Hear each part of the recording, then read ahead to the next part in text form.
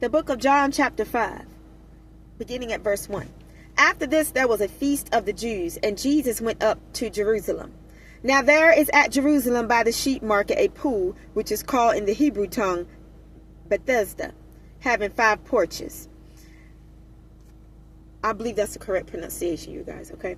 In these lay a great multitude of impotent folk, of blind, halt, withered, waiting for the moving of the water. For an angel went down at a certain season into the pool, and troubled the water.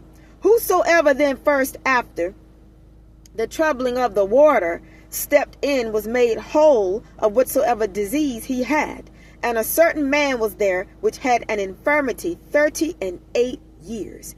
When Jesus saw him lie and knew that he had been now a long time in that case, he said unto him, Wilt thou be made whole? The impotent man answered him, Sir, I have no man when the water is troubled to put me into the pool. But while I am coming, another steppeth down before me.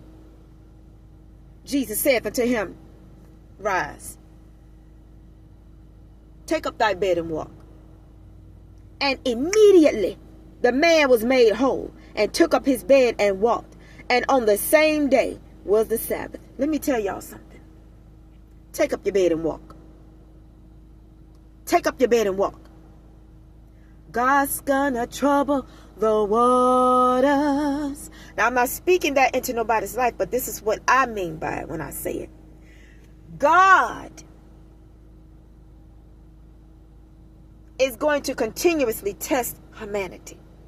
You're going to continuously be tested. It's not that the teacher left the classroom. Oh, help me, Holy Ghost. It's not that the teacher left the classroom because the test was given. The teacher is still present in the classroom because the students might need a little help making it through the test. Now, let's go back to grammar school, grade school, when we were taking tests. We used to take something called the California Achievement Test, and they would give us these number 2 pencils, and you had to circle in and color in what you felt was the correct answer for the question at hand. So you would just color it in and try not to go outside the line and this, that, and the third. The teacher didn't leave the classroom just because you were taking the California Achievement Test.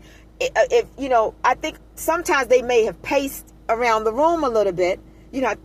Teachers, I believe how, they would just, I'm not saying they're not professional now, but I mean, they would probably just walk around. They may still pace like that. I don't know, but with their hands maybe behind their back and just kind of walk between the desk and all of that to see what the students are doing. I don't know if they use paper now or computers. Maybe it's done electronically now, but we had paper.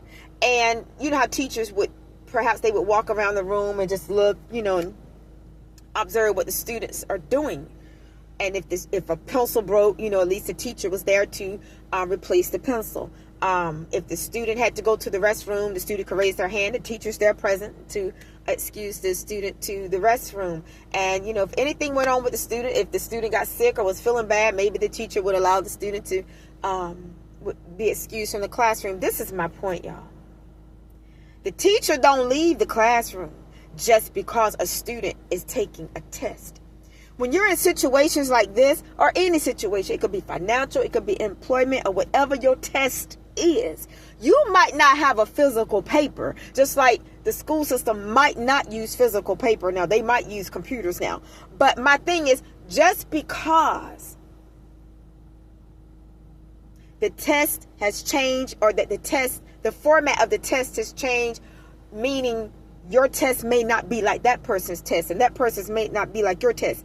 Just because both of you are taking tests in the classroom of life does not mean that the teacher has left your room. That means the teacher is still watching you, observing you, walking around you perhaps. There if you need a helping hand. There if you need something in your hand. The students may need a pencil. You might need a dollar bill. Come on. Who am I talking to? The student may need to go to the restroom because, they have to use the restroom, or maybe they don't feel good. You might have some type of illness that you need the teacher to heal you from. So whatever you're raising your hand to God for, my God, teach Holy Ghost today. Whatever it is, whether if it's to be excused, oh my gosh, from the room just a little bit, meaning in your spiritual warfare, rest a little while. Oh my gosh. Or if it means you need God to put something in your hands, you might not need a number 2 pencil, but you might need about $2. You might need $20. You might need $200. You might need $2,000. You might need $2 million. Whatever it is, just like the students taking that test, raise your hand to your teacher.